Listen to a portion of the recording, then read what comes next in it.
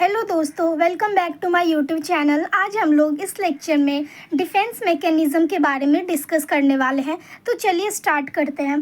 तो defence mechanism को हम लोग कोपिंग मैकेनिज़्म के नाम से भी जानते हैं।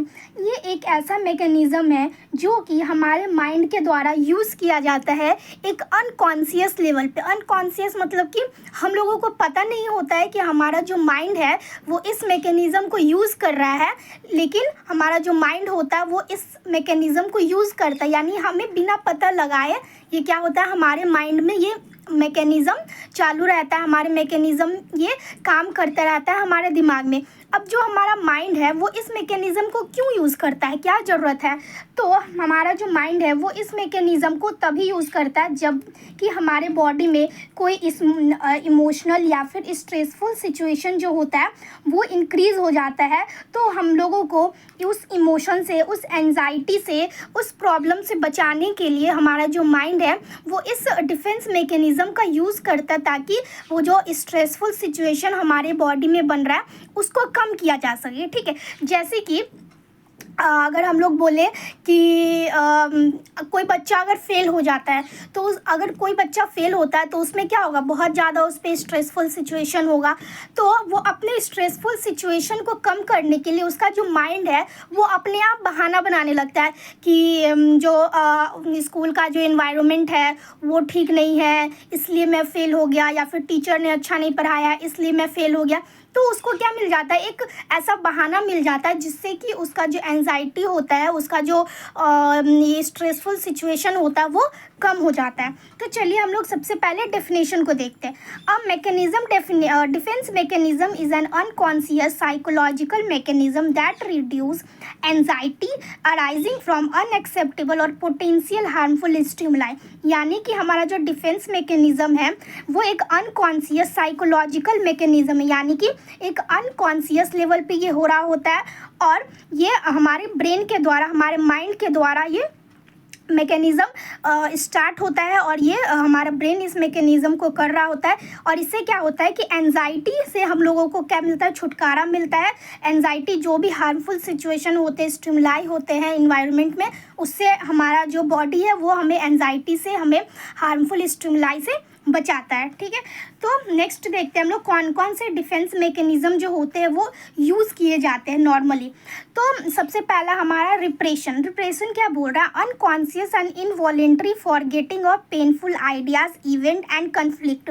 तो हमारा जो माइंड होता है वो क्या करता है कि जो भी बुरी यादें होती हैं, कोई भी बुरा इवेंट होता है, जैसे कार एक्सीडेंट हो गया, या फिर किसी का अपने लव वन का बर्थडे है, या फिर किसी का मैरिज एनिवर्सरी है, तो ये सब जो भी जो पेनफुल सिचुएशन होता है, जैसे कि अभी किसी का मैरिज एनिवर्सरी है और उसका जो हस्बैंड है या फिर उसकी जो वाइफ है उसका डेथ हो चुका है या डाइवोर्स हो चुका है, तो वो सब जो भी इवेंट होते हैं उसको क्या करता है, माइंड उसको फॉरवर्ड करवा देता है। यानी कि जैसे कि किसी का कल किसी वाइफ का जो है वो एनिवर्सरी था, अब उसको वो याद ही नहीं था कि कल एनिवर्सरी था, वो बीत गया। अगर वो उसको याद होता, उसका तो हस्बैंड या फिर उसकी जो वाइफ है वो तो नहीं है उसके साथ, तो उसको क्या होता, एंजाइटी होता, स्ट्रेसफुल सिचुएशन उसके बॉडी में आता। तो हमारे माइंड ने क्या किया कि उसको वो डेट ही भुलवा दिया, यानी कि अब वो डेट उसको उस दिन याद ही नहीं आया कि आज उसका बर्थडे है या फिर आज हमारा एनिवर्सरी है। तो ये सब जो पेनफुल सिचुएशन या इवेंट होते हैं उसका जो माइंड होता है वो क्या होता है, फॉरवर्ड करवा देता है। ठीक है, नेक्स्ट है हमारा डिनाइल। डिनाइल क्या बोल रहा है, unconscious refusal to admit an unacceptable idea और behaviour, usually the first defence learn use. तो क्या बोल रहा है कि हमारा जो माइंड है वो किसी भी सिचुएशन को वो क्या करता है कि रिफ्यूज़ कर देता है। रिफ्यूज़ यानी कि अनएक्सेप्टेबल आइडिया को वो क्या करता है, रिफ्यूज़ कर देता है, यानी एडमिट करने से, पहचानने से या मानने से वो मना कर देता है। जैसे कि अगर किसी पेशेंट को एक कैंसर डायग्नोस हुआ, ठीक है, उसको पता चला कि मुझे कैंसर है, तो वो क्या बोलेगा, सबसे पहले तो वो मानेगा ही नहीं, सब कुछ ब्लड रिपोर्ट खुद से चेक करने लगेगा, सब कुछ पेपर वेपर चेक करने लगेगा, 10 जगह दिखाएगा, तब जा कर के जब उसे एकदम पूरा कंफर्म पता हो जाएगा कि हाँ मुझे कैंसर है, तो उसके बाद वो क्या होगा कि हाँ उसके बाद वो मानेगा। लेकिन स्टार्टिंग में क्या होता है कि उस स्ट्रेसफुल सिचुएशन से निकलने के लिए वो मना करने लगता है, डिनाइल करने लगता है। तो उसी को हम लोग क्या बोलते हैं, डिनाइल डिफेंस मैकेनिज्म। नेक्स्ट है हमारा displacement, unconsciously discharging pent up feeling to less threatening object. यानी कि हम लोग जो है अपने सिचुएशन को, अपने माइंड को हल्का करने के लिए, अपने बॉडी में से स्ट्रेसफुल इवेंट को, सिचुएशन को हटाने के लिए हम लोग क्या करते हैं, अपना जो भी गुस्सा होता है या फिर अपना जो भी वो होता है, प्रेशर होता है, वो सारा किस पे निकाल देते हैं, लेस थ्रेटनिंग ऑब्जेक्ट पे। जैसे कि एक हस्बैंड है, उसका जो ऑफिस का दिन था वो बहुत बुरा था, बॉस से बहुत ज़्यादा डांट खाया था और ऑफिस में बहुत प्रॉब्लम हुआ था। अब वो घर आके किसको चिल्लाएगा, वो अपनी वाइफ पे चिल्लाएगा, और फिर जो वाइफ है वो किस पे चिल्लाएगी, अपने बच्चे पे चिल्लाएगी। तो इस तरीके का जो लेस थ्रेटनिंग ऑब्जेक्ट पे जो हम लोग अपना गुस्सा निकालते हैं, अपना जो भी फीलिंग निकालते हैं, उसको हम लोग क्या बोलते हैं, डिस्प्लेसमेंट डिफेंस मैकेनिज्म। नेक्स्ट है हमारा रेशनलाइजेशन। तो रेशनलाइजेशन क्या है कि it is a process in which an individual justifies his failure and socially unacceptable behaviour by giving socially approved reason. तो इसमें क्या होता है कि जो इंडिविजुअल है वो अपने फेलियर को लेकर के या फिर वो उसके पास जो चीज़ नहीं है, जो चीज़ वो नहीं कर पा रहा है, जो चीज़ वो नहीं ले पा रहा है, उसका वो जो रीज़न है वो एक सोशली अप्रूव रीज़न देता है। ठीक है, जैसे कि एग्जांपल में अगर हम लोग बोले कि एक बच्चा जो है वो एग्ज़ाम में फ़ेल हो गया, तो वो क्या कंप्लेन करेगा कि हॉस्टल का एनवायरनमेंट अच्छा नहीं है, तो टीचर ने अच्छा नहीं पढ़ाया, तो मैं यहाँ पे कंफर्टेबल फील नहीं करता हूँ। तो ये सब क्या है कि वो तो फेल हो गया क्योंकि उसने नहीं पढ़ा। अब वो उसने नहीं पढ़ा तो अपने फेलियर को वो एक सोशली अप्रूव क्या दे रहा है, एक रीज़न दे रहा है कि सोशली अप्रूव। तब लोग भी तो बोलेंगे ना कि हाँ चलो ठीक है, ये स्कूल का एनवायरनमेंट इसके लिए सूटेबल नहीं होगा, ये नहीं पढ़ पाया होगा, नए नए एनवायरनमेंट में आया। तो ये सब तरीके का जब वो एक्सक्यूज़ देगा तो लोग भी उसको कुछ नहीं बोल पाएंगे, सोचेंगे कि बेचारा एडजस्ट नहीं हो पा रहा है। तो इसको हम लोग क्या बोलते हैं, रेशनलाइजेशन बोलते हैं। यानी अपने फेलियर को किसी चीज़ के अपने फेलियर को किसी और चीज़ का बहाना दे देना। ठीक है, इसको हम लोग बोलेंगे रेशनलाइजेशन।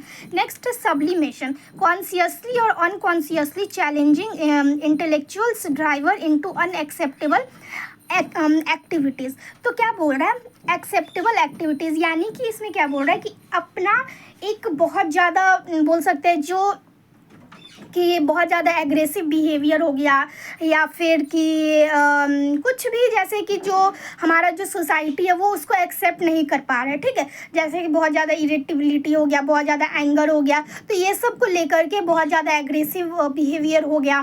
तो ये सब हमारा क्या होता है, सोशली अप्रूव चीज़ नहीं होता। बहुत ज़्यादा किसी को गुस्सा आता है तो वो भी अच्छी चीज़ नहीं है। तो ये सब को जो है एक पर्सन जो है वो किसी और चीज़ में कन्वर्ट कर देगा। यानी कि अपने फेलियर को वो अपने कामयाबी में अगर वो कन्वर्ट कर देता है तो उसको हम लोग क्या बोलते हैं, सब्लिमेशन। जैसे कि aggressiveness might be transformed into competitiveness in business और स्पोर्ट। तो देखो क्या होता है कि अगर कोई व्यक्ति बहुत ज़्यादा एग्रेसिव है, यानी कि उसको बहुत ज़्यादा गुस्सा आता है, या फिर वो सोचता है कि मैं सबसे आगे निकलूँगा, मेरे आगे कोई नहीं हो सकता है, तो ये सब जो है वो तो हम लोग सोशली अप्रूव नहीं है चीज़। हम लोग नॉर्मली बोलते हैं कि बहुत ज़्यादा घमंडी है, या फिर बहुत ज़्यादा पागल है, ऐसे कौन बोलता है, बहुत ज़्यादा इसको गुस्सा, बहुत ज़्यादा एग्रेसिव है, इतना एग्रेसिव नहीं होना चाहिए। तो हम लोग इस तरीके का बात करते हैं। लेकिन यही एग्रेसिवनेस जो है उसका वो स्पोर्ट में या फिर किसी एग्ज़ाम में या फिर किसी भी बिजनेस में वो काम आ जाएगा। अगर वो यही सोच लेकर के चलेगा कि मेरे से कोई आगे नहीं जा सकता है, तो अगर वो ऐसा सोचेगा तो वो सबसे ज़्यादा मेहनत करेगा, सबसे ज़्यादा मेहनत करेगा तो वो सबसे ज़्यादा आगे रहेगा। तो इसी को हम लोग क्या बोलते हैं, सब्लिमेशन बोलेंगे, यानी अपने खामियों को अपने खूबी में बदल देना। Next compensation, consciously covering up for a weakness by overemphasising और making up a desirable trait. तो क्या बोल रहा है कि अपने जैसे कि कोई जो पर्सन है वो अब बहुत ज़्यादा किसी में वीक है, ठीक है। अब उस वीकनेस को छुपाने के लिए वो किसी और चीज़ में बहुत अच्छा कर गया। जैसे कि अगर कोई बच्चा है वो स्कूल में फेल होता था, उसको बिल्कुल भी पढ़ने में मन नहीं लगता था, तो अब उस तरीके से तो वो सोसाइटी में नहीं रह पाएगा ना, वो तो सोशली अप्रूव नहीं है। और फिर उसके बॉडी में टेंशन होगा, एक्सटर्नल स्टिमुलाई की वजह से प्रेशर आएगा, तो एंजाइटी होगा, तो वो हमारा माइंड नहीं एक्सेप्ट कर सकता है। तो हमारा जो माइंड है वो पढ़ाई से हटा करके क्या कर देता है, किसी स्पोर्ट में किसी व्यक्ति को बहुत अच्छा करवा देगा, या फिर पेंटिंग में बहुत अच्छा करवा देगा, या मूवी में एक्टर, म्यूजिशियन, वॉट, मतलब कि अपना जो उसका वीकनेस है वो वीकनेस को ओवरकम करने के लिए वो किसी और फील्ड में बहुत अच्छा कर जाएगा, ठीक है। तो इसी को हम लोग बोलेंगे कंपेंसेशन, यानी कि एक वीकनेस को कंपेंसेट करने के लिए जो हमारा माइंड है वो इंडिविजुअल को किसी और चीज़ में डाइवर्ट कर देता है। नेक्स्ट है projection, unconsciously blaming someone else for one's difficulties, यानी कि अपनी डिफ़िकल्टीज़ के लिए, अपनी प्रॉब्लम के लिए किसी दूसरे को ब्लेम करना। जैसे कि एक पर्सन था, ठीक है, वो अपना मिस्टेक के लिए वो दूसरे को क्या करता है, ब्लेम करता है। जैसे कि एक सर्जन है, वो ऑपरेशन किया और उसका जो ऑपरेशन हुआ वो किसी भी तरीके से गलत हो गया या फिर सक्सेसफुल नहीं हो पाया, तो वो अपने ऊपर इल्ज़ाम नहीं लेगा कि उसने वो किया था इसी वजह से वो नहीं हुआ, लेकिन वो क्या करेगा, नर्स पे इल्ज़ाम डालने लगेगा, ब्लेम करने लगेगा कि तुमने ऐसा कर दिया होगा, ये कर दिया होगा, वो कर दिया होगा, बिना रीज़न के। तो इसको हम लोग क्या बोलते हैं, प्रोजेक्शन बोलते हैं। Next, intellectualisation, separation of emotion of painful event और situation for the fact involve, acknowledging the fact but not the emotion. तो इसमें क्या होता है कि जो पर्सन है वो किसी भी पेनफुल इवेंट को, किसी भी पेनफुल इमोशन को एक्सप्रेस करने के टाइम पे कोई इमोशन शो नहीं करेगा, ठीक है। कोई इमोशन क्या करता है, शो नहीं करता है। इससे क्या होगा कि अगर वो इमोशन शो करेगा तो उस पर उसके बॉडी में एंजाइटी, फियर, टेंशन वो इंक्रीज़ होगा, तो वो हमारा माइंड नहीं चाहेगा। तो इसी वजह से क्या करता है कि जो हमारा बॉडी है वो उस इमोशन को हटा देता है। हम लोग बस इमोशन लेस करके बात करते हैं। फॉर एग्जाम्पल हम लोग समझते हैं कि जैसे कि एक जो कभी किसी व्यक्ति का कार एक्सीडेंट होता है, ठीक है, तो कार एक्सीडेंट होता है, तो बहुत पहले कार एक्सीडेंट हुआ था, तो अब वो पूछेगा अगर कोई उसके बारे में, तो वो क्या होगा कि वो अब रोने नहीं लगेगा, वो सैड नहीं हो जाएगा, वो एकदम इमोशनलेस होकर के बताएगा, क्योंकि वो अंदर से सैड है, बट वो ऊपर से अगर दिखाएगा, रोना धोना करेगा, तो उसका जो एंजाइटी है वो इंक्रीज़ हो जाएगा। तो हमारा जो माइंड है वो नहीं चाहता है, तो वो एकदम इमोशनलेस तरीके से कोई इमोशन, कोई एक्सप्रेशन शो नहीं करेगा उस एक्सीडेंट के बारे में बताने से, ठीक है। Next, undoing, consciously doing something to counteract और मेकअप फॉर द ट्रांसग्रेशन और रॉन्ग डूइंग, यानी कि कोई जो व्यक्ति है वो रॉन्ग डूइंग करता है, यानी कुछ जो गलत करता है, वो अपनी मिस्टेक को सुधारने के लिए वो कुछ काम करता है। फॉर एग्जांपल कि अगर सुबह में एक जो हस्बैंड है वो अपनी वाइफ पे बहुत ज़्यादा चिल्लाता है, उस पर चिल्ला करके ऑफिस चला जाता है, अब उसको बहुत ज़्यादा पछतावा होता है कि मैंने क्यों चिल्लाया, बहुत बुरा फील होता है, तो वो फिर जो ऑफिस से आते वक्त वो चॉकलेट लेके आता है या फ्लावर्स लेके आता है या फिर डिनर करने के लिए ले जाता है। तो ये क्या होता है कि अपनी गलती का जो उसने किया है उसको वो क्या कर रहा है, सुधार रहा है, फ्लावर्स, चॉकलेट ये सब दे करके, यानी अपनी वाइफ को क्या कर रहा है, खुश करने का कोशिश कर रहा है। तो इसको हम लोग क्या बोलेंगे, अनडूइंग बोलेंगे। जैसे कि एक और एग्जाम्पल है कि किसी चाइल्ड को उसने कुछ गलत किया और हम लोगों ने उसको डांट दिया, अब वो जो चाइल्ड है वो बहुत ज़्यादा गुस्सा है, हम लोगों को भी बहुत ज़्यादा बुरा फील हो रहा है, तो हम लोग क्या देंगे, उसको चॉकलेट देंगे या ट्रीट देके उसको खुश करने का कोशिश करेंगे।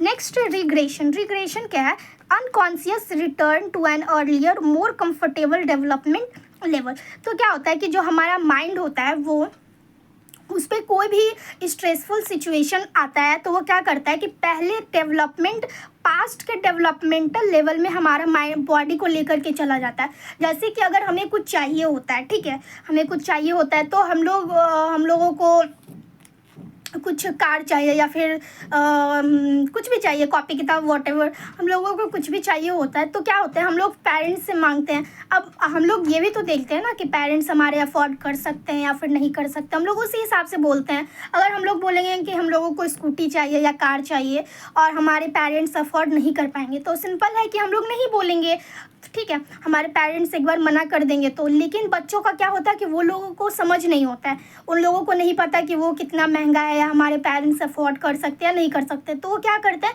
टेंट्रम दिखाने लगते हैं, नखरा करने लगते हैं, रोने धोने लगते हैं, हाथ पैर फेंकने लगते हैं। तो इससे क्या होता है कि उनको वो चीज़ मिल जाता है, क्योंकि वो लोग बच्चे होते हैं और उतने बड़े भी डिमांड नहीं करते हैं, कुछ ना कुछ उनको मिल जाता है उसके बदले में। तो जब हम लोग बड़े हो जाते हैं और जब भी हमें कुछ चाहिए होता है और हमें वो नहीं मिलता है तो हमारे बॉडी पे क्या होता है, वो एक स्ट्रेसफुल सिचुएशन क्रिएट होता है, वो हमारा माइंड नहीं चाहता है, ठीक है। तो जो हमारा माइंड है वो हमारे बॉडी को पहले लेवल में लेकर चला जाता है और फिर से जो हमारा बॉडी है वो टेंट्रम दिखाने लगेगा, गुस्सा करने लगेगा, चीज़ों को इधर उधर फेंकने लगेगा कि नहीं नहीं मुझे ये चाहिए, एंगर दिखाने लगेगा। तो इसको हम लोग क्या बोलते हैं, रिग्रेशन बोलते हैं। यानी कि हम जब भी सिचुएशन आता है स्ट्रेसफुल तो वो हमारे पास्ट के डेवलपमेंट लेवल में लेकर के चला जाता है, जिससे हम लोग निकल चुके हैं। अब हम लोग टेंट्रम, एंगर, ये चीज़ों को फेंकते नहीं है किसी चीज़ के लिए, तो ये क्योंकि हम लोग बड़े हो चुके हैं। लेकिन जब सिचुएशन वैसा आता है तो हमारा माइंड जो है वो रिग्रेशन वाले लेवल पे लेकर के चला जाता है। नेक्स्ट क्या, dissociation, the unconscious separation of painful feeling and emotion from an unacceptable idea या सिचुएशन या ऑब्जेक्ट, ठीक है। तो क्या बोल रहा है कि इसमें कि हमारा जो है वो माइंड जो है वो जो भी साइकोलॉजिकल चीज़ होता है, जो साइकोलॉजिकल इवेंट होता है जो कि बहुत ज़्यादा स्ट्रेसफुल है, उसको भुलवाने का काम करता है, उसको क्या करता है कि हटाने का काम करता है। जैसे कि किसी बच्चे को क्या कर दिया था, बचपन में किसी कुत्ते ने काट लिया था, तो कुत्ते ने काट लिया था या फिर किसी को सेक्सुअल हैरेसमेंट हुआ था बचपन में, या किसी तरीके का मारपीट हुआ था उसके साथ बचपन में, तो जो हमारा माइंड है उसको जो है वो भुलवाने का कोशिश करता है और हमारा जो माइंड है वो उसको फॉरगॉट करवाता है, ताकि वो जो सिचुएशन है वो किसी इंडिविजुअल के सामने बार बार ना आए और उसके बॉडी पे वो सिचुएशन स्ट्रेसफुल सिचुएशन क्रिएट ना हो पाए। Next, conversion, the unconscious expression into of intrapsychic conflict symbolically through physical symptoms. तो इसमें क्या होता है कि जो हमारे बॉडी पे जो भी अगर कभी भी टेंशन या फिर एक तरीके का सिचुएशन अगर क्रिएट होता है, हार्मफुल सिचुएशन, तो वो क्या होता है हमारे फिजिकल सिम्टम्स में कन्वर्ट हो जाता है। जैसे कि कभी भी जब भी हमारा एग्ज़ाम आता है, बहुत लोगों के साथ ऐसा होता है कि जब भी उनका एग्ज़ाम आता है तो बहुत ज़्यादा वो टेंशन में आ जाते हैं, बहुत ज़्यादा वो स्ट्रेस में, एंजाइटी में आ जाते हैं और उसी की वजह से हमारा जो होता है बॉडी सिम्टम्स या फिजिकल सिम्टम्स आना स्टार्ट हो जाते हैं। जैसे कि बहुत ज़्यादा सर दर्द करने लगेगा, उल्टियाँ होने लगेंगी, चक्कर जैसा आने लगेगा, डायरिया होने, किसी बहुत लोगों को डायरिया होना स्टार्ट हो जाता है एग्ज़ाम के टाइम पे। तो ये सब क्या है, कन्वर्जन है। हमारा जो बॉडी है वो ज़्यादा सिचुएशन को वो नहीं चाहता है कि हमारे बॉडी पे वो ज़्यादा देर तक वो स्ट्रेसफुल सिचुएशन रहे, तो वो जो सिचुएशन है, स्ट्रेसफुल सिचुएशन को वो फिज़िकल सिम्टम्स में कन्वर्ट कर देता है। तो इसको हम लोग बोलते हैं कन्वर्जन। तो ये हमारा आज का था डिफेंस मैकेनिज़्म। नेक्स्ट वीडियो में हम लोग एंजाइटी डिसऑर्डर्स के बारे में पढ़ेंगे। तब तक के लिए thank you so much for watching my videos, and अगर वीडियो पसंद आए then please subscribe to my channel.